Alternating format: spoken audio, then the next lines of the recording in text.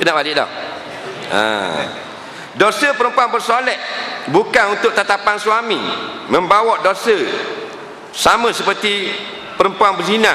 Adakah maksud perempuan berzina itu zina laki-laki dan perempuan zina, atau zina mata, zina benda ni, zina mata, zina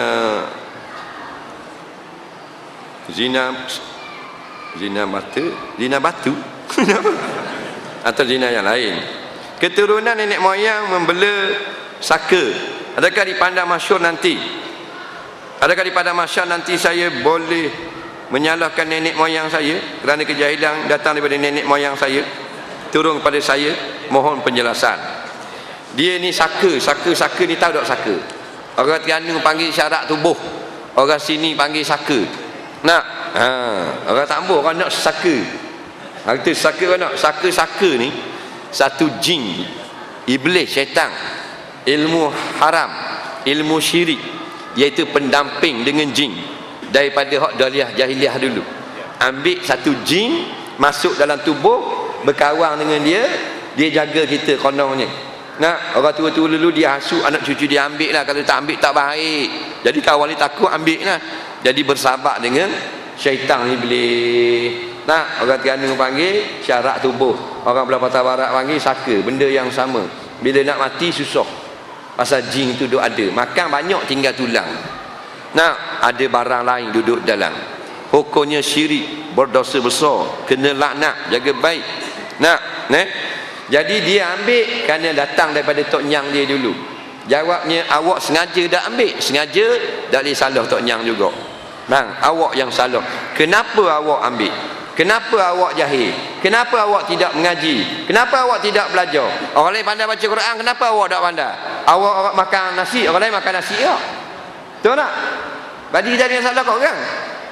Oh, saya tak pandai. Saya tak pandai. Dah orang lain kan dia pandai. Kerana orang lain pandai semayang, mu tak pandai. Tak belajar? Tak belajar, mu akan dia azab. Jadi nak salah nenek moyang saja tak boleh. Faham? Betul lah seorang anak, ayah tu dia akan berdosa kerana tak suruh anak dia pakai tudung. Tapi anak dia bila besar terus tak pakai tudung. Anak dia tak berdosa. Anak dia pula berdosa bila balik, kerana bila membalik mewajib memikul hukum syarak. Mungkin dia dengar hukum, pergi belajar. Oh, pakai tudung ni wajib. Kalau gitu aku berdosa, aku taubat padamu, aku pakai tudung sekarang. Itu cara dia. Nah, adakah dia bila ayah dia tak suruh dia pakai tudung, dia terus tak buka aurat, tak tutup aurat sampai dia mati, ayah dia saja berdosa? Tak, ayah dia saja berdosa, kamu juga berdosa kepada Allah. Faham? Jadi buang cepat-cepat masalah saka. Soalan yang kedua, perempuan isteri ni dia bersolek, berhias bukan untuk suami tapi untuk orang lain. Adakah maknanya, maksudnya sama seperti berzina tu, maknanya zina macam zina yang hakiki laki-laki dengan perempuan? Jawabnya bukan. Banyak di dalam hadis riwayat Tabarani, ada dalam kitab Ad-Daruqutni, masalah tentang berhias. Nampak? Hadis hasan li ghairi, hadis sahih, ada hadis dhaif. Nampak? Yang boleh kita jadikan hujah. Nah, dan ada juga hadis dhaif yang boleh kita ambil untuk tazkirah. Nah, orang puang ni memang tak boleh bertabarruj untuk selain suami dan mahram ni. Jelas dalam Quran, wala yubdina zinatahunna illa li bu'ulatihinna. Wala dalam Quran kata, dan haram kamu isteri-isteri menayangkan kecantikan perhiasan solekan kamu illa melainkan hanya untuk suami kamu, bapak-bapak kamu, anak-anak kamu, terus sampai habis hayat.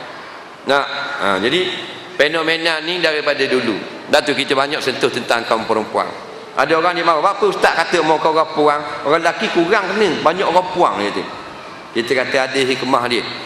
Nabi kata ittalaqtu lailata usri bi. Pada malam Isra Mi'raj, aku Allah tuntunkan, Allah tunjukkan aku.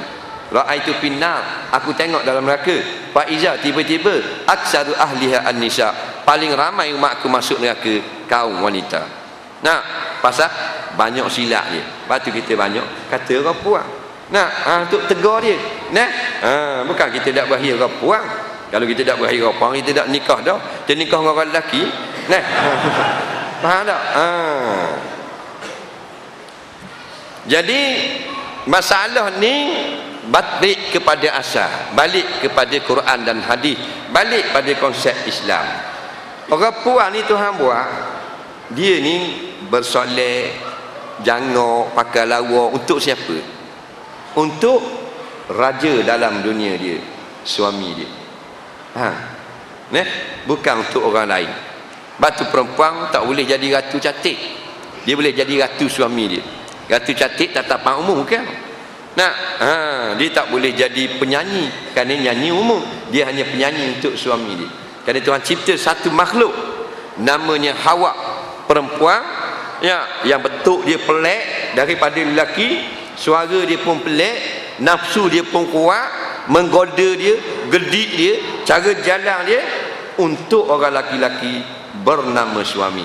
Batu bila dia kecil lagi duduk dengan mak ayah, kerana mak ayah tak dapat menikmati akan kegairahan dia. Bila telah sampai umur 18, 19, maka dia telah gairah, ada tubik dan macam-macam. Maka siapa masa berkahwin, kerana terciptanya perempuan untuk litaskunu ilaiha, untuk kamu tayangkan tabarruk kamu, kecantikan kamu, kehebatan kamu, gedik kamu, hiburan kamu, laki-laki bernama suami.